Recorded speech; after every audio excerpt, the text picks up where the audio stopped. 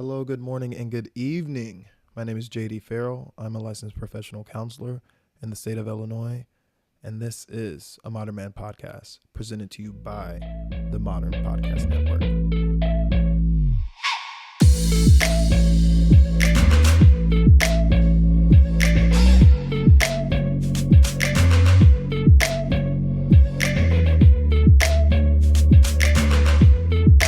Welcome back to the show.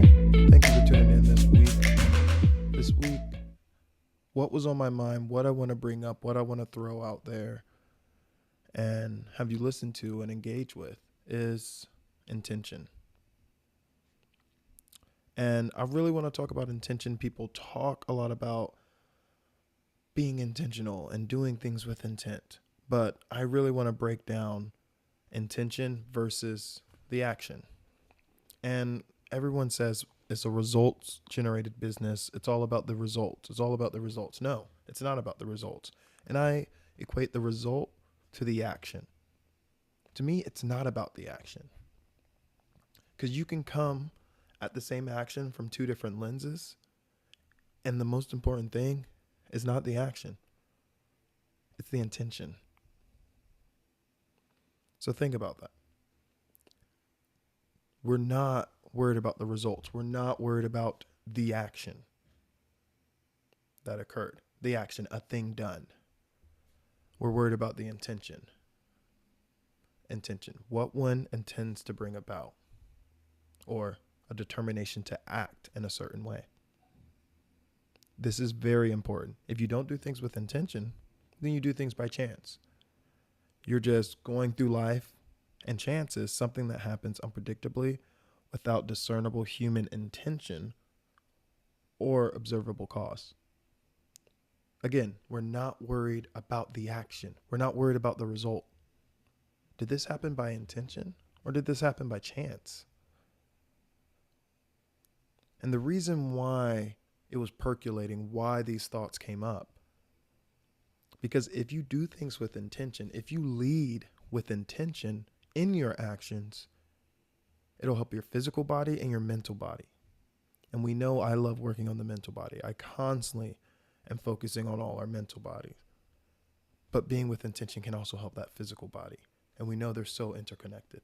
The physical body, the tangible, that sensory part, the smell, the touch, the feel, everything around us, our muscles, our breath, the tension, movement. The part of your physical body that experiences the world every day. We can improve that by living with intention. And then the mental body, that internal landscape we all live in, that we have our thoughts, our beliefs, these narratives that we make meaning out of our lives. We can increase that mental body if we live with intention as well. Again, we're not worried about the actions. The actions, yes, may have another effect on our physical and mental body. But if we just start with intention, that in itself will help our physical and mental body. And now I want to talk about, what do I mean by that? How can I actually help my mental body by living with intention, by being more intentional in the things I do, not worrying about the results, not worrying about the action, but focusing on the intention. So let's start about the mind, the mental body, the psyche. There will be less anxiety, less rumination of thoughts. If you are living out with intention, if you're doing the things that you want to be doing, you'll stop ruminating. You'll stop asking yourself, what should I be doing? You'll stop overthinking. You'll have direction. This rumination of thoughts, these constant thoughts, is because your mind's all over the place. But if you're living with intention, those thoughts know where they're going. They have a place. They have a destination. So by living with intention, it will decrease that anxiety and therefore increasing your mental health and mental body. Next thing, a stronger sense of identity. You know that question we're constantly asking ourselves? Who am I? Who am I? If you just are floating through life and results are happening, actions are happening. You're just floating through life. You're constantly asking yourself, who am I? But if you're living with intention, if you're intentionally trying to do these things, setting out to do these things, then you will have a stronger sense of self, a stronger concrete identity. This is who I am because I'm trying to be this person. I'm not just letting these things happen to me. And don't worry, I'm going to go into examples at the end. I'm just going through all how it helps first your mental body and then how it's going to help your physical body. Next thing, greater emotional regulation. This whole impulses. If we're constantly just letting things happen to us, if we're just letting actions happen to us, if we're just letting results happen to us, our body's going to be completely dysregulated because we're waiting for things to happen and then responding. Our body doesn't know what's about to happen. Our mind doesn't know what's about to happen. So we're responding in vivo as soon as it happens instead of being intentional, knowing what to expect, preparing our mental body for that thing, and then choosing a response over a reaction. We can discern what responses we want to have ready, on the ready, instead of just having a reaction. When we're just constantly reacting to things, we are emotionally dysregulated. The next, we just have more meaning, more fulfillment in our lives when we live with intention. Again, think about this. If you're trying to do a job, trying to do an act, and you're just letting it happen by chance, that's not fulfillment. If you got the job by chance, do you really care? Versus you intentionally sought out to get that job, to get that position. Imagine how much meaning that gives you, how much more fulfillment. Oh, this just happened by chance. I'm making the same amount, or if I would have, if I was intentional, but I wasn't. So are you really fulfilled? Do you really care? Maybe, but I guarantee if you are intentional about that, it will increase that. It will increase that meaning and that fulfillment. Last thing, reduce shame. When we are intentional about our behavior, it reduces the shame. Think of just going out late night. If you're going out late night, if you're intentionally planning on engaging in some sexual behavior with someone, there's a lot less shame. You knew what was going to happen. You were intentional about this behavior. But if something happened by chance, that's when you wake up with that regret. No one likes that walk. It's called the walk of shame because you're living, oh, this happened by chance. I was not intentional about this behavior. And that's just the psyche. I'm going to go in deeper about how specific examples, we can see how it can increase our mental body. But that is less anxiety, less rumination when we live with intent. We have better emotional regulation. We have a stronger sense of own our identity. We have more fulfillment and meaning to our lives. And we reduce the shame of our actions. The same action, the same result will lead to less shame if we led with intent. Okay, now our body, our physical body, our tangible senses, the muscles, the breath, all that, the body. How can we increase the body by being more intentional? You know that thing everyone talks about, chronic stress? America is constantly dealing with chronic stress. I've talked about the denial we're in because of chronic stress. If you are living with intent, you're lower chronic stress activation. You're regulating your stress response. As we said, you're not always reacting, you're responding. When you're reacting, your body is, we're up and down. While in response, our body is prepared. We know what we're getting into.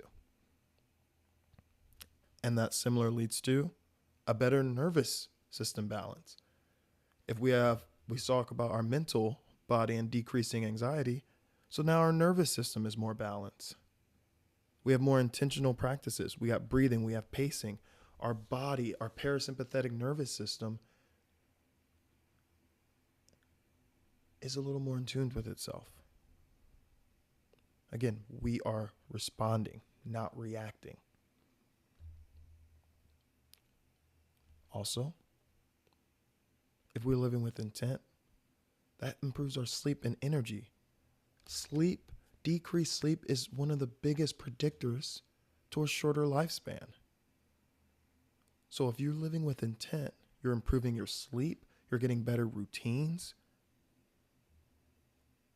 and it increases your energy levels throughout the day as well. Improved sleep is one of the key signs of a healthy habits, and that's also what leads to the body. If you're living with intent, then you're participating in healthier habits that stick easily.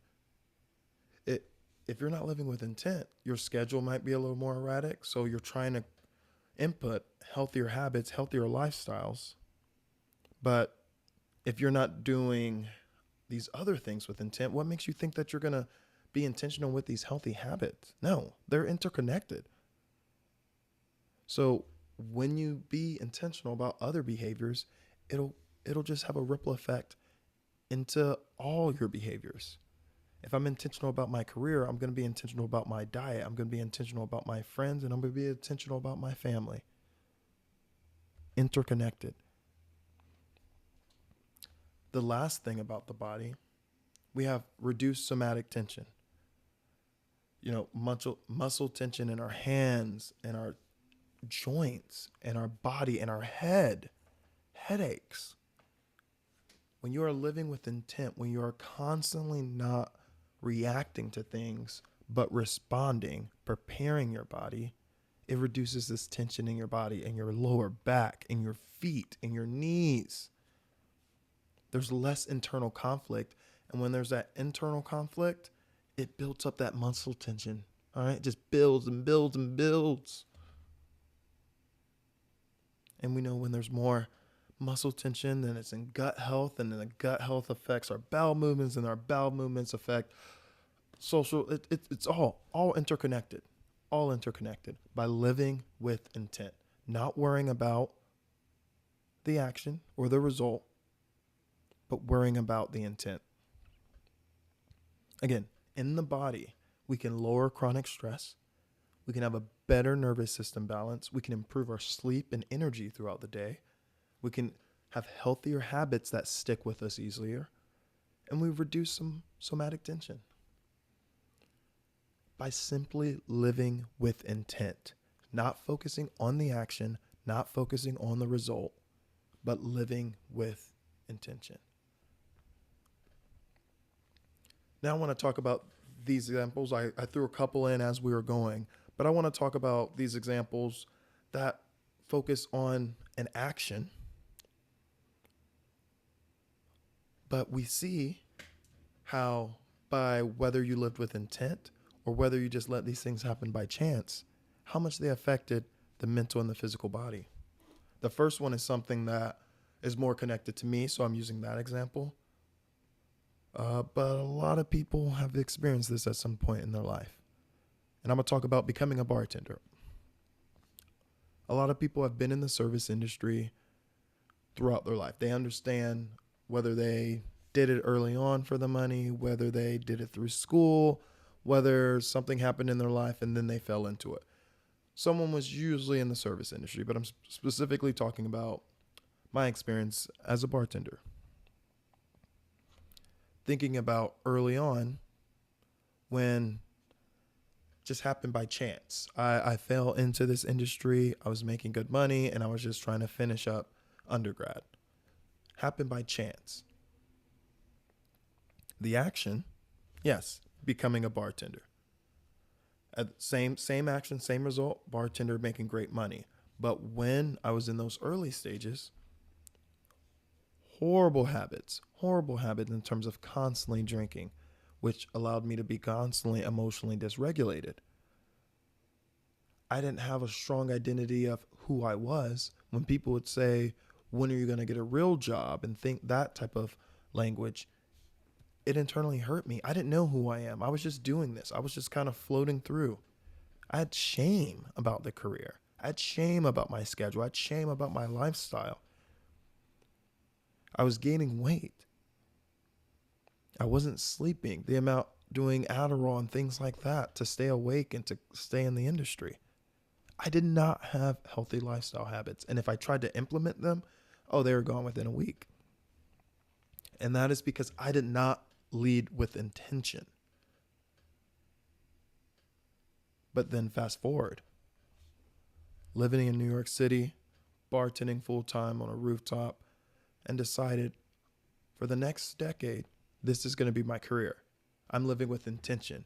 I want to get better at this. I want to get faster. I want this to be my craft. I want to become a great bartender. So leading with intention, leading with this is going to be what I do. This is my career. This is how I want to navigate the world. It reduced the shame.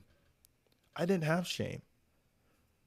People are telling me, oh, when are you going to get a real job? Say, this is my real job. I make more than you. And you constantly want to come out to where I want to work. There was no shame. I wasn't always having to go out and party all the time. I had better sleep. I had more energy when I came to work. I wasn't pissed. I didn't hate showing up. I didn't hate when someone asked me to make a creative cocktail. No, because I chose to be in this profession. I chose to do these things. My stress level went down. My anxiety went down. I had more meaning to my life, more fulfillment. Because I led with intention. I wanted to do these things. Versus early on, when it just happened by chance, I had so much shame, so much inner conflict with myself. But leading with intention reduces that, increases your mental body and your physical body by simply leading with intention. So that takes you, think about your actions that you're currently doing and observe, am I doing them with intention or not? I had another example. This one, a little more extreme, but we got to talk about the extreme to break it down, right? We got to go a little extreme. And I want to talk about the action, the result, killing someone. It's like, whoa, this man just said killing someone. Yes, I did. But we're talking about the action. So think about it. If you intended to kill someone, your goal is first-degree murder, then you're okay with that. Your identity of being a murderer, you're fine with that. That was your goal. The shame about murdering someone and being a murderer, there's no shame. You're not losing sleep because your goal was to do these things. You're not having constant anxiety about these things. You're not seeking meaning out of this. No. Or you have more meaning. If your goal was to get vengeance, was to murder, do this thing, you have more meaning and fulfillment out of that role because you had an intention to do this. Sounds wild. I know. Why is this man bringing up murder right now? Who knows? Got to be more creative sometimes. Versus same act, same result, killing someone, but it can be a complete accident. It can be whether you were charged for manslaughter or not. It can be a gun went off. It can be a car accident. Any scenario. But if you did not intend to kill someone, but still the result, the action is you did kill someone, oh, that shame. Oh, that shame. That shame of now internally you feel like you're a murderer. Society's telling you not, but internally you're telling yourself you are. You can't sleep. You're dysregulated. You have anxiety. The identity crisis of now seeing yourself as a murderer. But that's not who you intended to be. You're like, what did I do in my life to now have someone's death on my hands? There's increased anxiety, constant rumination. Told you this lack of an identity and an increased shame. Your mental body is significantly less healthy. Your physical body starts to become increasingly less healthy because you did not intend to kill someone. No. And now you did. See the difference? I know maybe went off the deep end. We're going to see how this lands with you. Please tell me, how did this land with you? But whether you're becoming a bartender and you intend to do that and have a greater sense of self versus by chance, or the latter, you kill someone and that you intended versus it happened by chance. The goal is the intent. If you intend to do these things, it helps you reduce shame. If you intend to do these things, it will increase your physical body and your mental body. I hope what sticks with you is that when you live without intention, people are more in reactive mode. People are pulled away by urgency, always in crisis mode, can only focus on the here and now. They're shaped by others' expectations, and they're driven by habit or avoidance. And that is when you live without intention. But when you live with intention, when you shift towards being intentional about your actions, about your life, you will have choice over compulsion. There will be a deeper alignment in ourselves over these fragmented versions, and you are driven by your values. I told you, we have a critical thinking segment I always want to leave you with.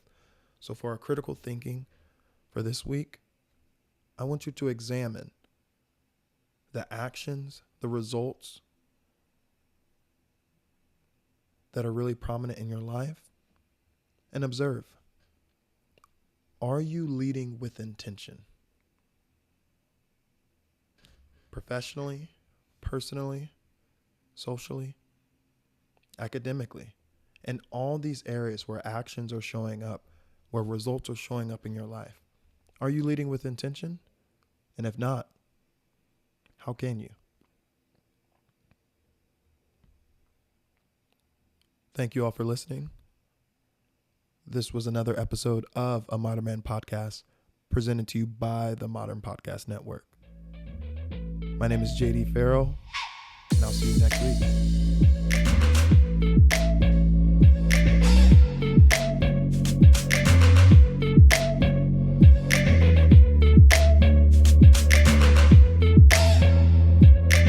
Mic drop.